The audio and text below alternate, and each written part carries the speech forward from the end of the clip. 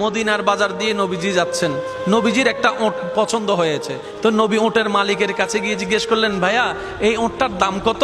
ওই দামাদামি হলো, নবী সে দামে কিনতে রাজি হলেন, কিন্তু নবীর কাছে তখন অর্থ ছিল না। তখন নবীজি ওনাকে বললেন, আপনি আমাকে ওঁটটা দেন, আমি এখনই গিয়ে আপনার সেই প্রাপ্যটা পাঠিয়ে দিচ্ছি।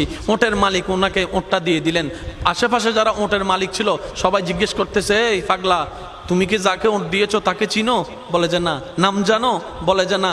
পরিচয় জানো? বলে যে না। ঠিকানা জানো? না। তো তুমি যে ওঁটটা দিয়ে দিলা, উনি যদি ওঁটের টাকাটা না ফাটায় তখন তো তুমি লসের মধ্যে চলে যাবা। সে ওঁটের মালিক বলে, এত সুন্দর নুরানি চেহারাওয়ালা কখনো বাটপার হতে পারে না, কখনো চিটার হতে পারে না, কখনো মিথ্যুক হতে পারে না।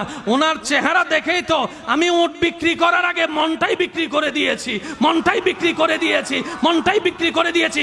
তোমরা যাই বলো, আমার মন বলে উনি আসবেই আসবে, টাকাটা পাঠাবে পাঠাবে।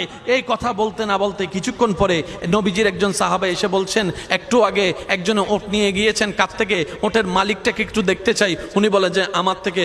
তো উনি বললেন, আমাদের নবী আপনার থেকে ওটটা নিয়ে গিয়েছেন, ধরেন ওটের টাকাটাও দিয়েছেন, আপনাদের খাবার জন্য কিছু খেজুরও হাদিয়া পাঠিয়েছেন, খেজুরও হাদিয়া পাঠিয়েছেন। ওই ওটের মালিক বলে, ভাইয়া টাকাটাও রাখেন, খেজুরটাও রাখেন, আগে আমাকে ওনার কাছে নিয়ে যান। আমি ওট বিক্রি করি নাই, আমার দিলটাই বিক্রি করে দিয়েছি।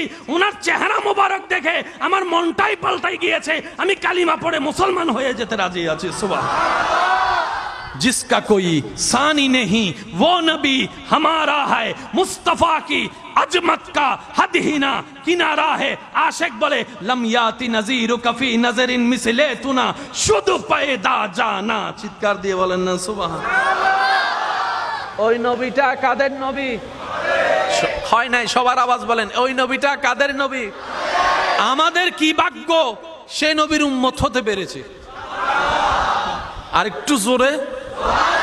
প্রত্যেকটা বান্দাকে আল্লাহ জীবনে একবার সুযোগ দেয় দেয়, সে যে ধর্মেরই হোক, একবার সুযোগ আল্লাহ দিবেই দিবে, কিন্তু সুযোগটা কখন আসবে আল্লাহ জানায় না। তো সেজন্য ওয়াকুনু মা সাদিকিনের আয়াত আমল করতে হয়। আর একটু জোরে বলি না সুবহানাল্লাহ। ওয়াকুনু মা সাদিকিন আয়াতের উপর আমল করলে সুযোগটা যখনই আসবে আপনি সুযোগটা ধরতেও পারবেন, নিতেও পারবেন। কেউ হাসরের ময়দানে গিয়ে আল্লাহকে বলতে পারবে না, আল্লাহ তুমি আমাকে সুযোগ দাও নাই, এটা বলতে পারবে না। আল্লাহ পাক বলবে যে অমুক দিন এটা তোর সুযোগ দিছিলাম। আপনি তখন মনে মনে বলবেন, ও মাইলে ফিরে নাই তো নো বুঝি দেয়া না। কথা বলেন, কথা বলেন, কথা বলেন, ঠিক কিনা? আল্লাহ প্রত্যেক বান্দাকে জীবনে কয়বার সুযোগ দেয়? দিবে। হয়তো আপনার এসে